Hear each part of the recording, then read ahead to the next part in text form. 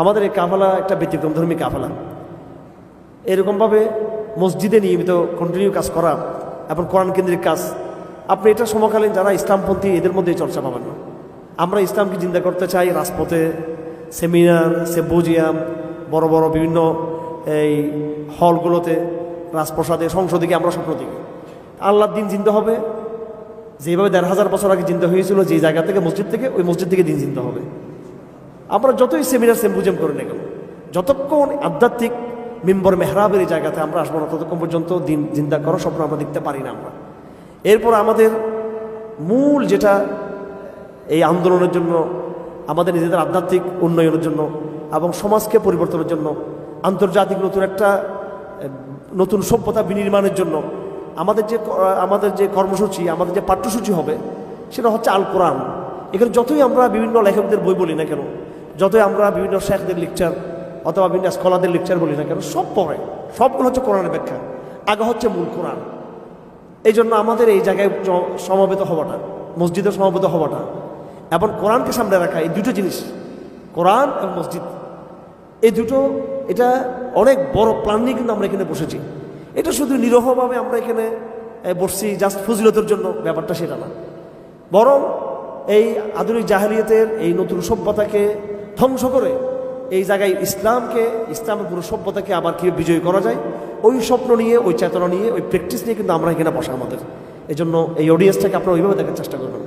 আমি আজকে বেশি কোরআন তাফসিরতে পেশ করবো না, আমি আমাদের সফরে কিছু কারগুজারি শোনাবো। এই কারগুজারিগুলো শোনানো হচ্ছে সুন্নত। রাসূল করিম সাল্লাল্লাহু আলাইহি ওয়াসাল্লাম যখন সফর থেকে আসতেন, তখন তিনি কারগুজারি শোনাতেন। কেন কারগুজারি শোনাতেন? যেহেতু রাসূলুল্লাহ সাল্লাল্লাহু আলাইহি ওয়াসাল্লামের পুরো মিশনটা ছিল দাওয়াতের মিশন। দাওয়াতের মিশনের অন্যতম হলো যে দাওয়াতের তৎপরতা সম্পর্কে সবাই ওয়াকিফাল হওয়া। যখন ওয়াকিফাল হবে, তখন তার মধ্যে ঈমানের আলো সঞ্চারিত হবে। অমুক জায়গায় কী ঘটনা ঘটলো, অমুক জায়গায় কী ঘটনা ঘটলো, অমুক জায়গায় দাওয়াতের কাজ কতটুকু হয়েছে, এটার দ্বারাই নিজেদের মধ্যে একটা দাওয়াতের স্পিড তাদের মধ্যে আসবে এবং ইবাদতের একটা স্বাদ তৈরি হবে। এই যে রাসূলুল্লাহ সাল্লাল্লাহু আলাইহি ওয়াসাল্লাম জিহাদ থেকে ফিরে এসে, দাওয়াতের ময়দান থেকে ফিরে এসে, বিভিন্ন সফর থেকে ফিরে এসে তিনি কারগুজারিগুলো বলতেন।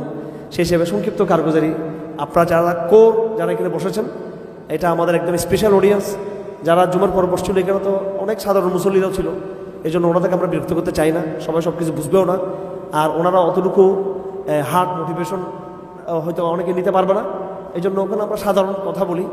আর এখানে যারা আপনারা দারাসে আসছেন, আপনারা আমাদের স্পেশাল, আমাদের কোর পিপল, আমাদের কোর অডিয়েন্স, এই জন্য আপনাদেরকে আমাদের মূল কথাগুলো আমরা এখানে আলোচনা করতে পারি। যাই হোক, তো কারগুজারির প্রথম বিষয়টা হলো, এই সফরটা ছিল হজের সফর। আমি আবারও বলতেছি, এই সফরটা নিয়ে আমার মধ্যে কোনো রকমের মানে ভাব, কোনো রকমের প্রদর্শনী বা এটা নিয়ে অতিমাত্রায় আশাবাদী হবার আমার মধ্যে কিছু নাই এটা নিয়ে। কারণ আমি নিজে শঙ্কিত। আমি বারবার বলছি, আরফাতের ময়দানে আমি বয়ান করছি, এখানে মিনাতে বয়ান করছি, আমাদের হজ কাফেলার ক্যাম্পগুলোতে সাধারণত যারা স্কলাররা যারা যায় তাদেরকে একটু কথার সুযোগ দেবে না। তা আমি বারবার বলছি যে দেখেন, আমরা হজ করছি, এটা বড় কথা না। আমাদের শারীরিক শক্তি ছিল, আমরা এখানে আসছি, আমাদের আর্থিক সক্ষমতা ছিল, আমরা এখানে আসছি। কিন্তু এই যে একটা বিশাল যে এক্সারসাইজ, এটার কল্যাণকে ধরে রাখা, এটা নূরকে ধরে রাখা, সাস্টেন করা, এটা হচ্ছে একটা অনেক বড় কঠিন একটা সংগ্রাম আমাদের। আমরা আবেগে অনেক কাজ করতে পারি, কিন্তু এটাকে ধরে রাখার মতো ওই ক্যাপাসিটি কিন্তু আমাদের মধ্যে নেই।